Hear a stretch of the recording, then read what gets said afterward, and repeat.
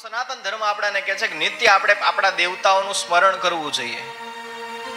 આપણા 5 દેવતાઓ એવા છે જે 5 દેવતાઓ હિન્દુ સનાતન સંસ્કૃતિમાં રહેતા માણસોએ દરેક વ્યક્તિએ 5 દેવતાઓની પૂજા કરવાનો નિયમ છે. એ આપણો ધર્મ કહે છે. હવે આપણામાંથી ઘણાને એ જ ખબર નહીં હોય 5 દેવ કયા. ખબર છે કે 5 દેવની પૂજા કદાચ તમે કરી ના શકો તો એ 5 દેવનું સ્મરણ નિત્ય કરવું જોઈએ.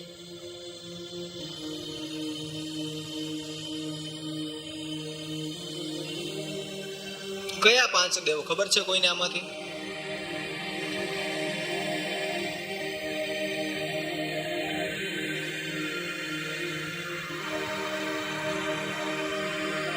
સૌથી પહેલા ભગવાન ગણપતિ. હવે યાદ રાખજો, છેલ્લા દિવસે પૂછીશ. આ તમારી પરીક્ષાઓ 7 દિવસ અહીંયા પેપર જ લખવાનું છે આપણે બેઠા બેઠા. સૌથી પહેલા ભગવાન ગણેશ, બીજા નંબરમાં તમારા કુળદેવી, ત્રીજા નંબરની અંદર ભગવાન નારાયણ, પછી કૃષ્ણ હોય, વિષ્ણુ હોય, રામ હોય, કોઈ પણ. ચોથા નંબરની અંદર સૂર્યનારાયણ અને 5મા નંબરની અંદર ભગવાન શિવ. આપણો ધર્મ કહે છે કે આ 5 દેવની નિત્ય આપણા ઘરમાં પૂજા સેવા હોવી જોઈએ. અને આ 5 દેવની પૂજા કરતા હોઈએ ને તો જ આપણે સનાતની છીએ. બાકી ઝંડા લઈને ઉભા રહી જઈએ ને તો એ આપણે સનાતની કહેવાતા જ નથી. આપણે આપણી જાતને હિન્દુત્વ તરીકે ક્યારે વર્ણવી શકીએ, આપણી જાતને હિન્દુત્વ તરીકે ક્યારે ઓળખી શકીએ કે જ્યારે આપણે આ 5 દેવની પૂજા આરાધના ઉપાસના કરતા હોઈએ તો. બીજી વાત કે આપણાને આપણા 18 પુરાણો, 6 શાસ્ત્રો, 100 ઉપનિષદો, 4 વેદો, આ બધાના ખાલી નામ આવડતા હોય ને તો એ શ્રેષ્ઠતા છે આપણી અંદર. પણ આપણા માટે કેટલા એવા છે કે આપણાને પુરાણના નામ નથી આવતા.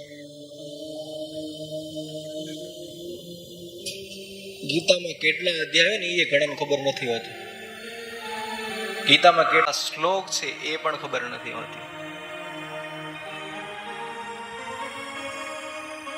કહેવાનો અર્થ કે આપણે હિન્દુ છીએ, આપણે સનાતન છીએ, પણ તે છતાં આપણાને આટલું વધારે નહીં પણ આટલું જ્ઞાન નથી હોતું. ઘણી જગ્યાએ એમાં કથામાં પૂછીએ ને કે આપણા વેદ કેટલા,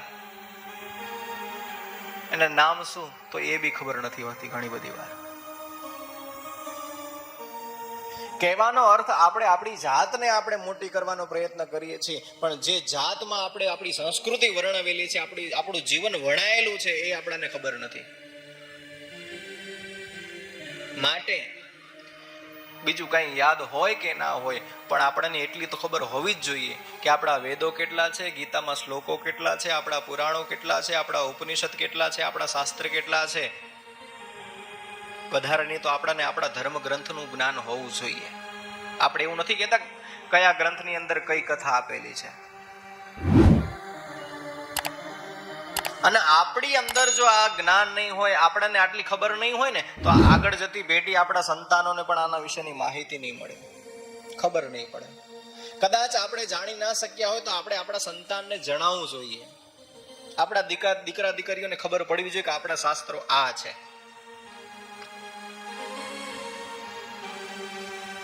અને સૌથી મોટી વાત છે ગીતાજી મને તમને જીવનની તમામ તકલીફોને, તમામ કષ્ટોને દૂર કરવાના સૌથી મોટું શ્રેષ્ઠમાં શ્રેષ્ઠ જો સાધન હોય ને તો એ ગીતા છે. જીવનમાં આવતા તમામ કષ્ટો, જીવનમાં આવતી તમામ તકલીફો મને તમને ગીતા એક જ શીખવાડી દે છે. બીજા કોઈ ગ્રંથો પછી વાત છે, પણ ખાલી ગીતાજી તમે રોજ પઠન કરો, રોજ એનું ચિંતન કરો, રોજ એક જ શ્લોક વાંચો તમે દિવસમાં, એક જ વાર ને એક જ શ્લોક વાંચો તમે. જીવનને શ્રેષ્ઠ રસ્તા ઉપર ચલાવવાનું કામ છે ને ગીતાજી કરે છે. સાચો માર્ગ બતાવવાનું કામ ગીતાજી કરે છે.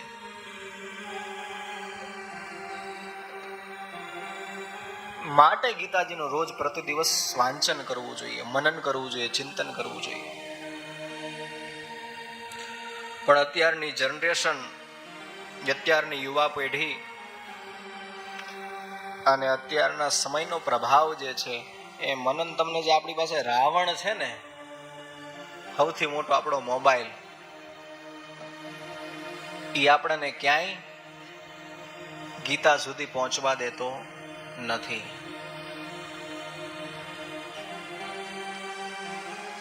અનેક વસ્તુ એ પણ છે કે જરૂરી બી છે, પણ જ્યારે એ સારા કામમાં આવતો હોય ત્યારે, કારણ કે એનો સદુપયોગ પણ છે ને દુરુપયોગ પણ છે. આપણે શું ઉપયોગમાં લેવો ને એ આપણી ઉપર નિર્ભર છે, આપણા ઉપર આધાર છે.